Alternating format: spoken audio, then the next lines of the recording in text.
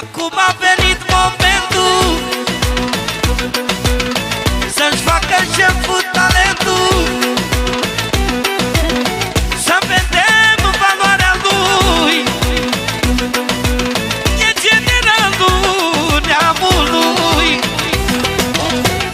Acum a venit momentul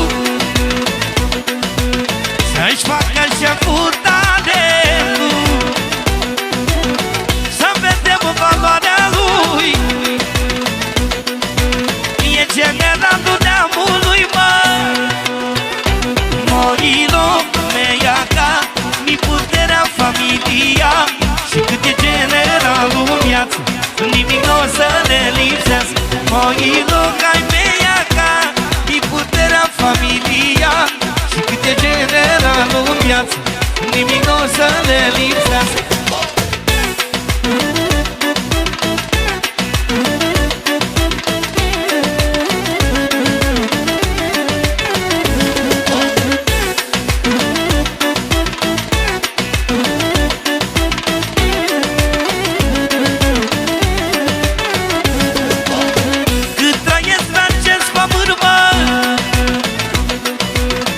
Oricâtă avere strâmbă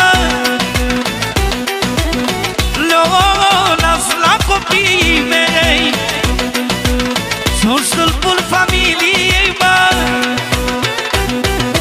Cât trăiesc pe acest pământ, oricâtă avere strâmbă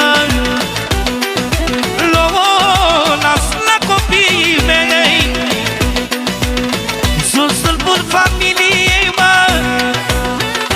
Moilo mea ca mi puterea familia, și cât e